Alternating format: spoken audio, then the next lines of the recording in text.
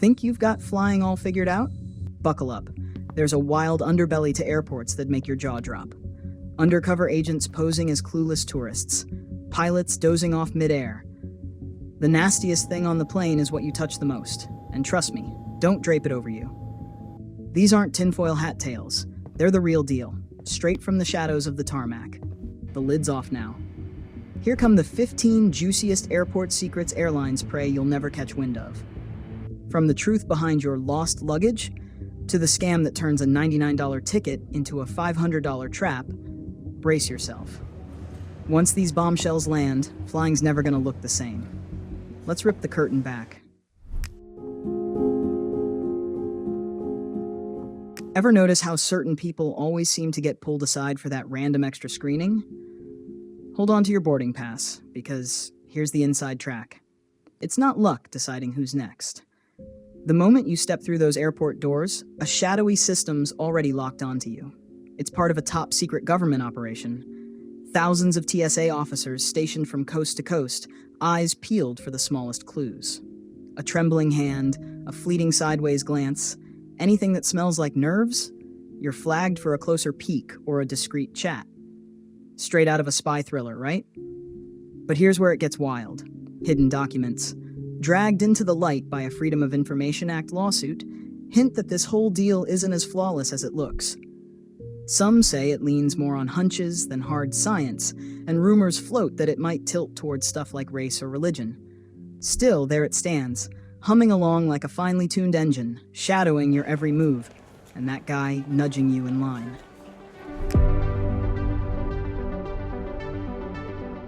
Think that sleepy student sprawled across the gate seats is just another traveler? Or that frazzled parent wrestling a stroller? Maybe the guy in the suit hammering away at his laptop? Guess again. Any one of them could be a federal air marshal, armed and anonymous, lurking in plain sight. Here's the deal. These pros can melt into any role without breaking a sweat. Picture sweet old-timers fumbling with boarding passes, or a scruffy backpacker who looks like they just stumbled off a campus, all hiding a 15-year veteran pulling strings behind the scenes. What's insane is how they pull it off. They don't just fake it, they live it. Crying kids, lost bags, even staged meltdowns that fool anyone, all ticking by for hours without a hitch.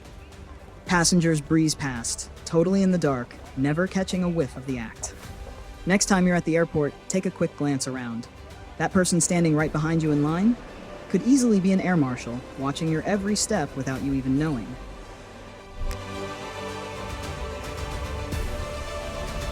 See that fragile sticker on your suitcase?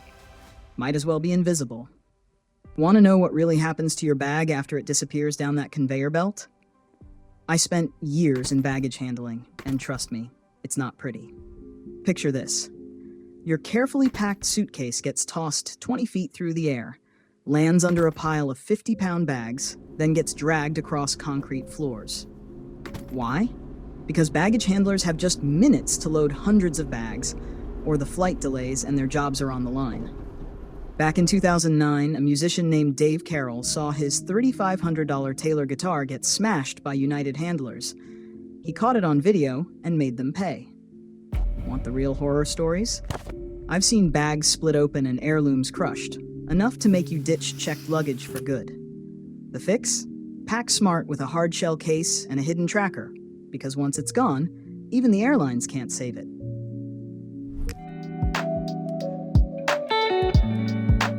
Think those security cameras blanketing the terminal, the swarm of uniformed staff, or that shiny luggage tag are keeping your stuff safe.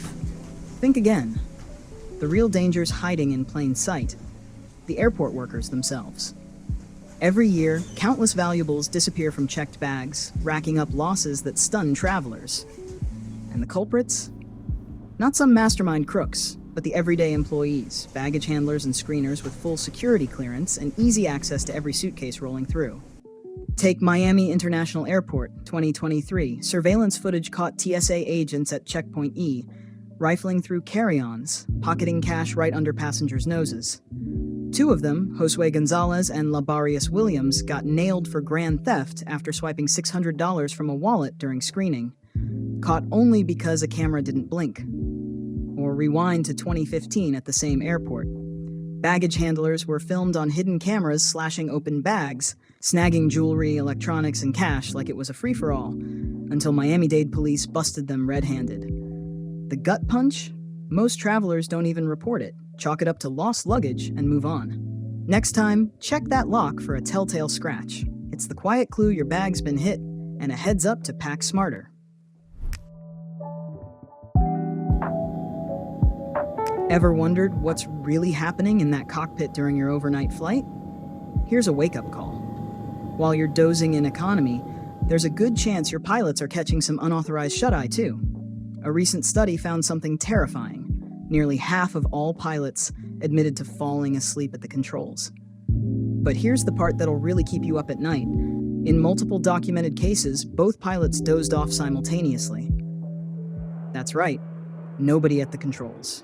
At 35,000 feet, the most chilling incident I ever heard? A long-haul flight from San Diego to Minneapolis, where air traffic control lost contact with the cockpit for an insane 75 minutes. Why? Both pilots were out of it, distracted or dozing, leaving 144 passengers essentially flying in an unmanned plane. The really scary part? Nobody on board ever knew. But it gets worse.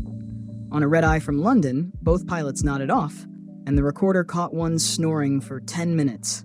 Pure luck kept that plane aloft. Next time you're mid-flight, wonder what's really keeping you up there.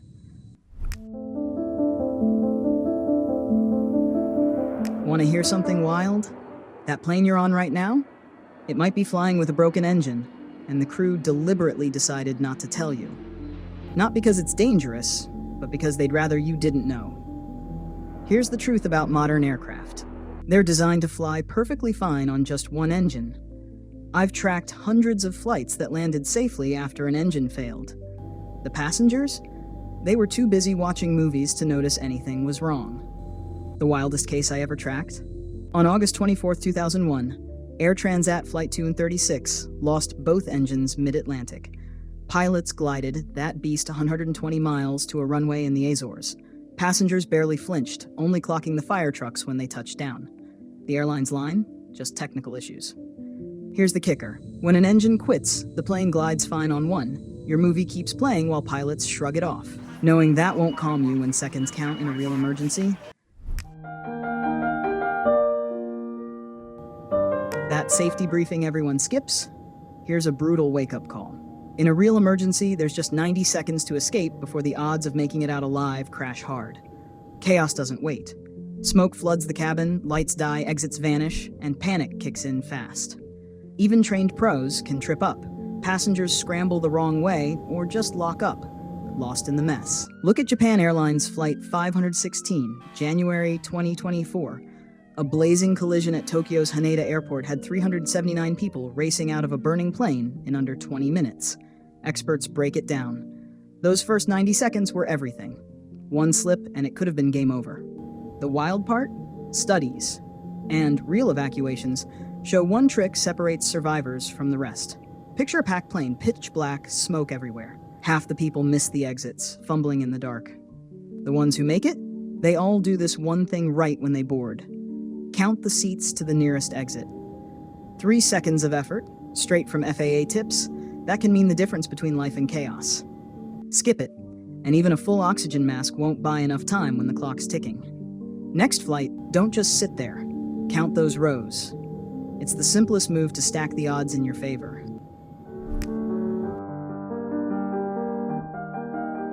See those yellow masks above your head? Here's something the safety video doesn't tell you. They only give you 15 minutes of oxygen, not a minute more. And guess what? Sometimes that's not enough. Think about it. You're cruising at 35,000 feet when suddenly the cabin depressurizes. Now it's a desperate race against time. Your pilots have exactly 15 minutes to drop more than 6 miles through the sky before your oxygen runs out. Miss that window? Well, you're looking at unconsciousness in seconds. The scariest incident I know? On January 9th, 2024, Alaska Airlines Flight 1282 blew a door plug at 16,000 feet over Oregon. Cabin pressure dropped fast, and those masks fell like a lifeline. Pilots dove to safety in minutes, but the chill of that near miss still haunts me. The real twist?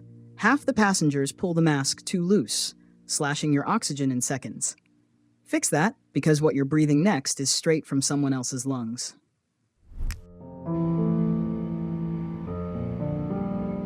Think that dry throat and cracked lips are the worst parts of flying? Think again. Right now, at cruising altitude, your body is experiencing something terrifying, and most passengers have no idea it's happening. That airplane cabin you're sitting in, it's drier than the Sahara Desert. We're talking 10 to 20% humidity when your body needs at least 40% to function normally. But here's the truly scary part. While you're sipping that complimentary wine, your blood is literally thickening inside your veins. I'll never forget hearing about Emma Christopherson, a 28-year-old who flew Qantas from London to Sydney in 2000. She stepped off that long-haul flight and dropped dead from a clot that dehydration cooked up in her veins. It flipped how I see in-flight drinking for good. It gets uglier. By hour 4, your blood's so thick it's a clot waiting to happen. Airlines won't say a word. Crew trick? Chug water every hour, not wine, because the next lie over the speaker hides even bigger risks. Ever hear those soothing announcements about slight technical delays or routine maintenance checks? Let me translate what's really happening behind those carefully crafted words. During my years in aviation, I've heard it all. Minor mechanical adjustment often means an engine's failing. Brief delay for paperwork could mean the pilot spotted something that could bring down the plane. And that routine security check? Sometimes it's anything but routine. The most chilling example? I was on a flight where the pilot calmly announced a small technical issue. The reality? Our landing gear was stuck and we were preparing for an emergency landing. The passengers? They kept watching their movies, completely unaware they were in the middle of what could have been a disaster. The creepy part? They've got a code. Minor adjustment might mean engine trouble, and you're none the wiser. Crack that, or you might land on a list you can't escape.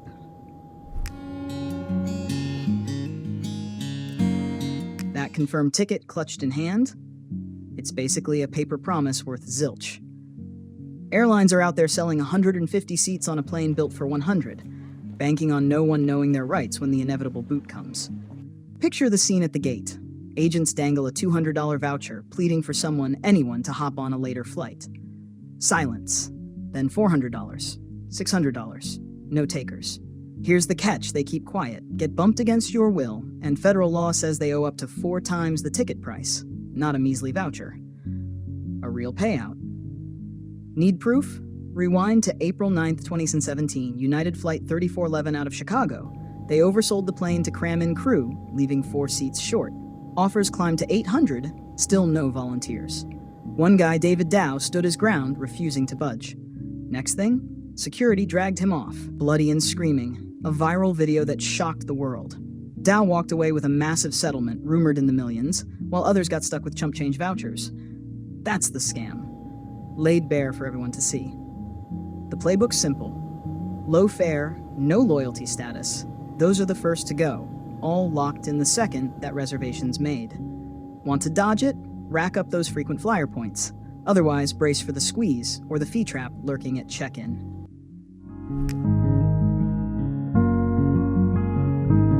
Found an incredible deal on a flight?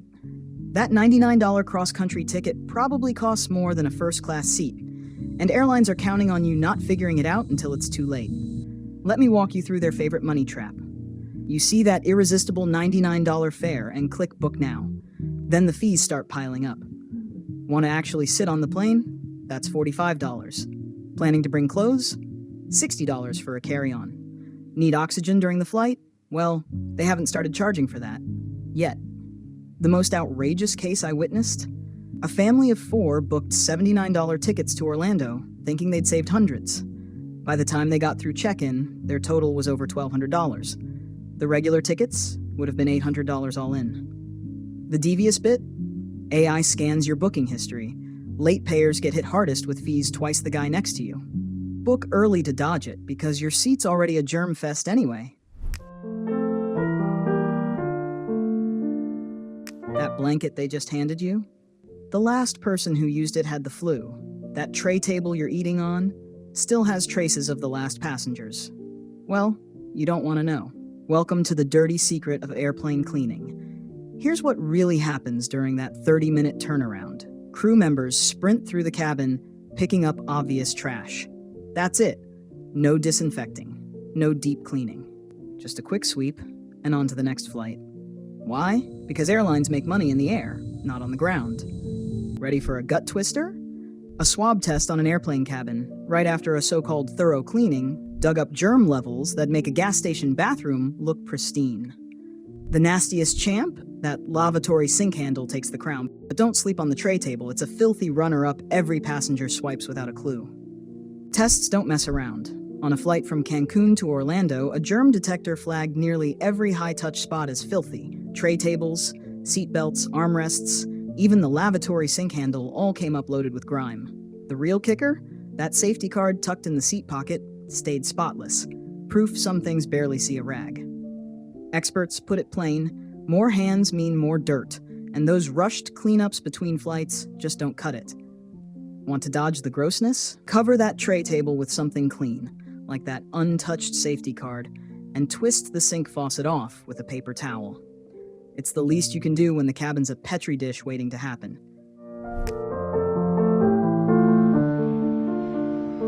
Think you just landed early on your last flight?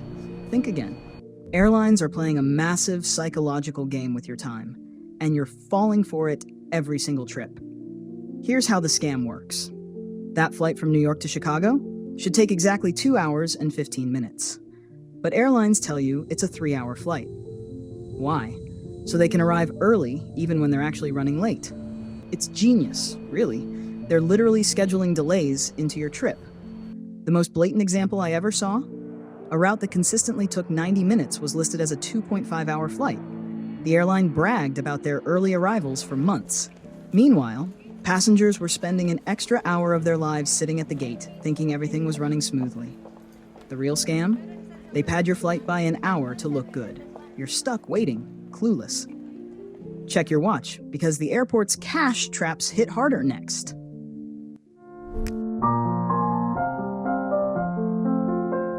Ever wonder why you can never find a clock in an airport? It's so you lose track of time and linger at the shops.